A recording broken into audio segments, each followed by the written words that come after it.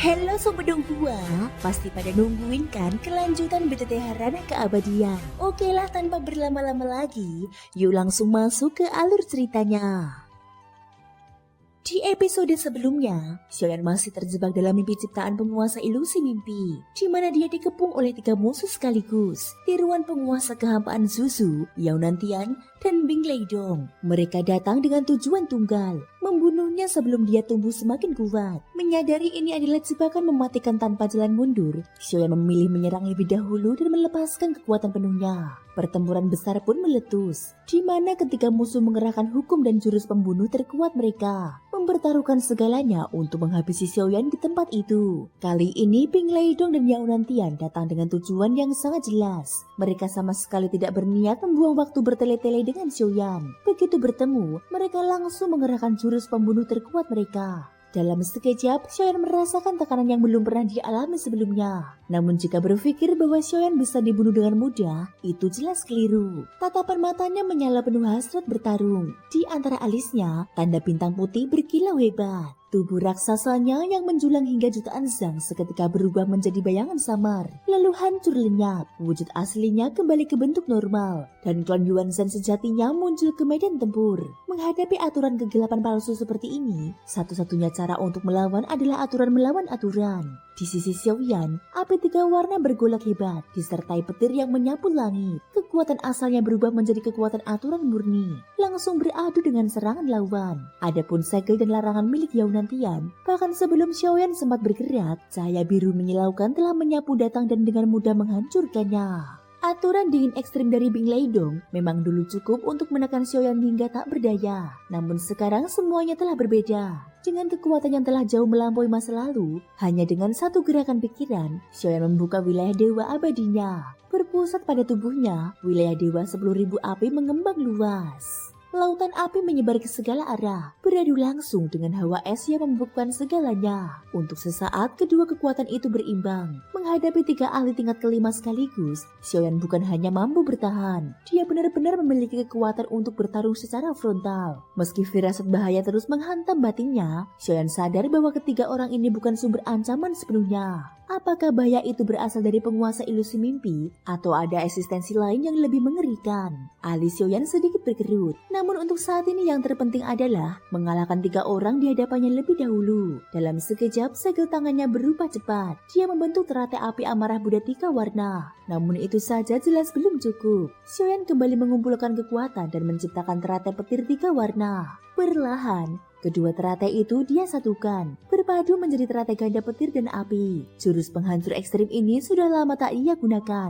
Seiring peningkatan kekuatannya, waktu yang dibutuhkan untuk mengaktifkan teknik ini berkurang drastis. Berpusat kepada Xiaoyan, api dan petir menjelma menjadi wujud nyata, membentuk teratai raksasa. Sekilas tampak tenang bahkan indah, namun di balik keindahan itu tersembunyi kekuatan kehancuran yang mengerikan. Gemuruh dahsyat mengguncang ruang. Berbeda dari sebelumnya, kekuatan teratai ini tidak menyebar tanpa arah, melainkan dikendalikan sepenuhnya dalam area tertentu. Ini adalah kemajuan besar Xiaoyan. Dia kini mampu mengendalikan jangkauan kehancuran jurusnya dengan presisi sempurna, memaksimalkan daya hancur.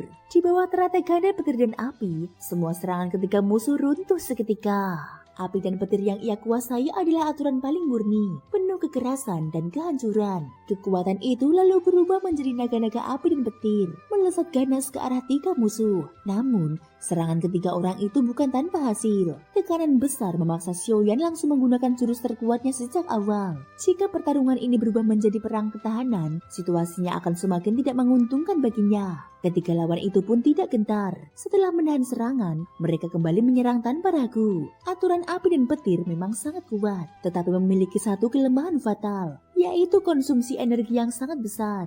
Aku ingin melihat berapa lama kau bisa bertahan. Sebuah suara perlahan terdengar. Di belakangnya aturan kegelapan pekat kembali berubah menjadi tangan-tangan raksasa, mencengkram Xiaoyan dari segala arah. Xiaoyan menggerakkan pikirannya. Kekuatan jiwa meledak hebat. Roh alam hampa sepenuhnya dilepaskan. Kabut putih terbentuk di sekelilingnya, tanda bahwa kekuatan jiwanya telah terwujud secara nyata. Dia mengangkat tangannya perlahan dan kabut jiwa berkumpul di ujung jarinya. Jari pemusnah sumber asal menekan jiwa. Ini adalah teknik yang ia ciptakan sendiri, jauh lebih cocok dengan dirinya dibandingkan teknik warisan penguasa. Bayangan jari raksasa dari kabut putih membesar tanpa henti, menutupi seluruh ruang tempat ketiga musuh berada. Namun tepat saat serangan itu dilepaskan, cahaya merah menyala meledak dari segala arah. Serangan itu menghantam langsung bayangan jari, dan dalam satu ledakan keras, jurus Xiaoyan dihancurkan secara paksa. Pada saat yang bersamaan, serangan dari Susu dan dua lainnya kembali menerjang. Xiaoyan langsung menyadari, yang menghancurkan serangannya adalah penguasa ilusi mimpi. Di dalam wilayah mimpinya, kekuatan jiwa lawan jelas lebih unggul. Gangguan mendadak ini tidak hanya menggagalkan serangan jiwa Xiaoyan, tetapi juga membuatnya meninggalkan celah besar. Pikirannya terguncang hebat. Susu dan yang lain dengan pengalaman tempur luar biasa tentu tidak akan menyia-nyiakan kesempatan ini. Dalam sekejap, 3 jurus pembunuh dilepaskan bersamaan. Segel pemusnah agung, stupa penekan, dan pembakaran jiwa senjata. Meski terkecoh, Xiaoyan tetap tenang. Namun tekanan yang dia rasakan melonjak beberapa kali lipat. Penguasa ilusi mimpi, ini peringatan agar aku tak menggunakan serangan jiwa di sini. Dikepung oleh 3 musuh, Xiaoyan menyadari satu hal, dia harus membunuh 1 orang lebih dulu. Sambil berpikir dia melangkah maju, langkah penekan dewa.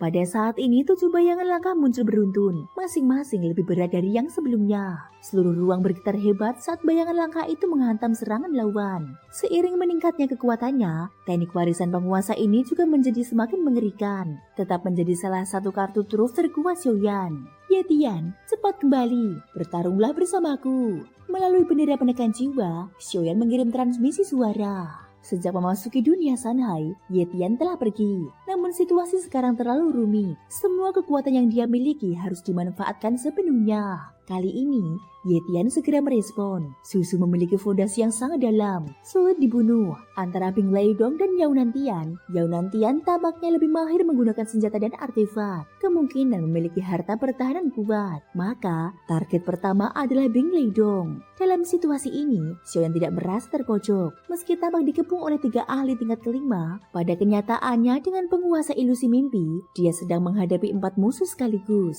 Dan yang paling berbahaya, kekuatan sejati penguasa ilusi mimpi masih belum diketahui. Pada saat ini, tatapan mata Xiaoyan tajam dan penuh perhitungan. Targetnya segera terkunci, yaitu Bing Leidong. Sesuai dengan penilaian sejak awal, di antara 3 musuh yang dihadapinya, pertahanan Bing Leidong adalah yang paling lemah. Meski aturan es beku yang dikuasainya sangat kuat, kekuatan itu justru berlawanan secara alami dengan aturan api milik Xiaoyan. Inilah celah terbaik untuk menembus pertahanan mereka. Dan saat itu telah tiba. Di dalam hatinya, Xiaoyan berseru pelan. Seketika petir dan api yang menyelimuti tubuhnya meledak liar. Dia langsung menghentikan serangannya terhadap Susu dan Yao Nantian, lalu mengalihkan seluruh kekuatannya hanya pada satu sasaran, yaitu Bing Leidong. Api di dalam tubuh Xiaoyan bergelora hebat dan meluap keluar tanpa henti. Senjata gigi serangga misterius 8 penjuru muncul di tangannya, langsung dipenuhi oleh api yang mengamuk. Dipandu oleh kilatan petir, tubuh Xiaoyan menghilang dari tempatnya semula.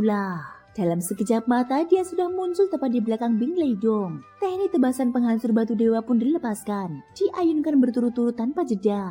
Api yang menyertainya langsung meledak dalam sekejap, mengguncang ruang di sekitarnya. Wajah Bing Leidong berubah drastis. Dia segera membentangkan penghalang es misterius setinggi puluhan ribu sang untuk menahan serangan itu. Namun, kekuatan aturan api Xiaoyan ternyata jauh lebih dahsyat dari yang ia bayangkan. Meski begitu, Bing Leidong tetaplah seorang ahli tingkat kelima. Menahan serangan Xiaoyan masih berada dalam batas kemampuannya. Begitu melihat Xiaoyan memusatkan serangan padanya, Susu dan Yao Nantian pun langsung bergerak dan ikut menyerang. Selama tidak ada satupun dari mereka yang tumbang terlebih dahulu, maka jika pertempuran ini terus berlanjut, Xiaoyan pasti akan terbunuh. Pada saat itulah cahaya bintang berkilat di mata Xiaoyan. Dia mengaktifkan kekuatan simbiosis klan Yuan Shen, menyerap energi kehidupan di sekitarnya dengan kecepatan yang mencengangkan. Untuk melukai parah atau bahkan memusnahkan 3 ahli tingkat kelima, dibutuhkan kekuatan yang benar-benar absolut. Dan kekuatan penghancur semacam itu hanya dimiliki oleh satu jurus, teratai api amarah Buddha. Itulah jurus pembunuh terkuat Xiaoyan. Tanpa ragu dia segera menarik tubuh utamanya menjauh. Pada saat yang sama, di belakangnya muncul klon Yuansen dan klon Shinchan. Kemudian sebuah artefak muncul di tangan Xiaoyan, berubah dewa bermata 9.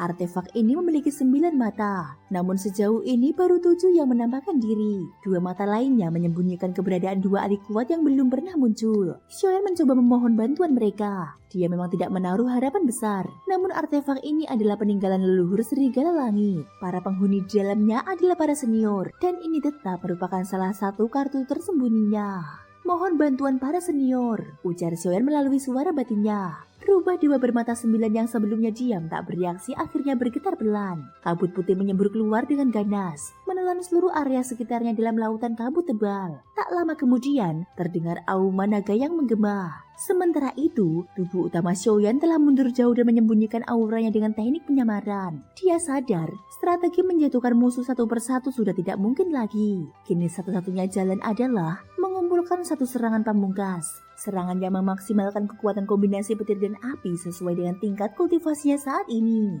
Hanya dengan cara itu, dia mungkin bisa memberikan luka fatal pada mereka. Segala hal dilakukan Xiaoyan. Memanggil klon Yuansen dan klon Shinchan adalah untuk melindungi tubuh utamanya dan menyiapkan hadiah besar bagi para musuh. Klon Yuansen berubah menjadi raksasa setinggi jutaan zang, terus melayangkan 82 tinju dewa langit tanpa henti. Terlepas dari apakah serangan itu mengenai sasaran atau tidak, tekanan auranya saja sudah cukup mengguncang medan perang. Dengan mengandalkan kekuatan fisik murni, dia berusaha merebut waktu sebanyak mungkin bagi tubuh utama Xiaoyan. Di sisi lain, klon Shinchan melepaskan aura ganas yang luar biasa, bekerja sama dengan klon Yuansen untuk memberikan efek intimidasi. Namun semua itu masih belum cukup. Mereka sedang menghadapi pengepungan 3 alit tingkat kelima, masing-masing dengan fondasi yang sangat dalam dan kartu tersembunyi yang berbahaya. Karena itulah, Xiaoyan akhirnya mengandalkan bantuan rubah dewa bermata 9. Pada saat ini kabut putih bergolak hebat, membawa aura kuno yang luas dan dalam, serta mengandung kekuatan hukum aneh yang berasal dari mata-mata ilahi. Akibatnya, aturan kegelapan milik Susu seakan terjebak di lumpur, sementara serangan Yaunantian melemah hingga setengahnya. Langit dan bumi yang semula berwarna merah darah kini sepenuhnya tertutup kabut. Dari dalam pusaran kabut itu, muncul seekor naga raksasa berwarna putih susu, mengangkat kepalanya dengan wibawa yang menekan segalanya. Meski tampak tak memiliki tubuh nyata, tekanan naga yang dipancarkannya sungguh luar biasa. Dengan satu sapuan ekornya, naga kabut itu menahan serangan ketika musuh yang mencoba menerobos. Irama pertempuran pun langsung berubah, memberi Xiaoyan waktu yang sangat berharga. Susu segera menyadari kejanggalan tersebut dan langsung mengerahkan lebih banyak kekuatan hukum. Seekor naga hitam yang terbentuk dari aturan kegelapan mengaum dan melesat menuju naga kabut. Keduanya bertabrakan dengan ganas, dan naga kabut pun tercerai-berai.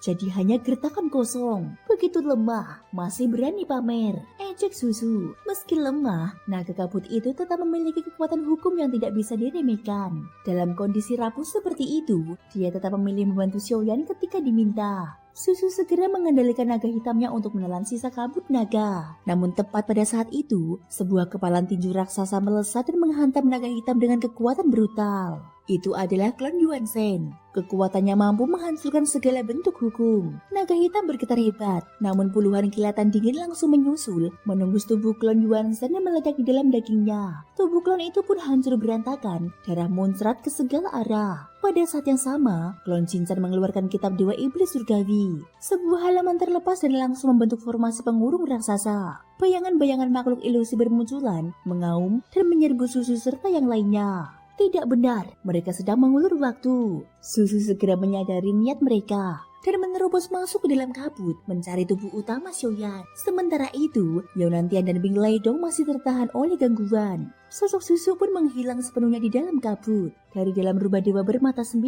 muncul ahli kuat ke-8. Meski tingkat kultivasinya tinggi, kehancuran dunia Changma membuatnya sangat lemah. Namun tetap saja, dia mengerahkan sisa kekuatannya untuk menghalangi Susu mencari Xiaoyan. Tak lama kemudian, kabut putih tiba-tiba berbalik arah, menghilang dengan cepat, lalu seluruhnya tersedot kembali ke dalam rubah dewa bermata 9. Terima kasih senior, waktu sebanyak ini sudah cukup. Suara Xiaoyan terdengar perlahan saat kabut menghilang. Aura tubuh utamanya pun akhirnya muncul sepenuhnya. Susu melintas di dekatnya, namun tidak menyadari apapun. Kabut naga hitam memiliki kemampuan menghindari deteksi jiwa. Ditambah teknik penyamaran Xiaoyan membuatnya nyaris mustahil ditemukan. Namun saat Susu akhirnya menyadari keberadaannya, Xiaoyan sudah mengangkat kedua tangan. Di hadapannya melayang bunga api 3 warna. dikelilingi petir 3 warna, kombinasi petir dan api. Pada saat ini api dan petir bergerak liar, memancarkan fluktuasi kekuatan yang mengerikan. Pupil mata Suzu menyempit. Tanpa ragu dia berniat mundur. Namun tiba-tiba, sepasang lengan kokoh muncul dari belakang dan memeluknya erat. Cengkeraman itu bagaikan rantai besi, membuatnya tak bisa bergerak sedikit pun. Suzu, karena kau begitu ingin membunuhku, maka jangan pergi dulu. Ini adalah hadiahnya. Silakan terima, ucap Xiaoyan dingin. Xiaoyan mengulurkan tangan. Kombinasi petir dan api perlahan melayang keluar, memancarkan aura kehancuran yang membuat siapapun bergidik. Dalam sekejap, api dan petir menyapu ke segala arah, siap menghancurkan segalanya. Dengan satu perintah batin, Xiaoyan mengendalikan seluruh kekuatan serangan itu, menghantamkannya tanpa sisa ke arah klon Suzu. Itu hanya klonmu, teriak Suzu dengan marah. Apakah kau tidak takut ikut musnah? Dipukuli dan dipeluk mati-matian oleh klon Juanzen, Suzu sama sekali tak mampu melepaskan diri. Xiaoyan tersenyum dingin. Aku masih bisa mengendalikan kekuatanku. Yang akan mati hanyalah kau.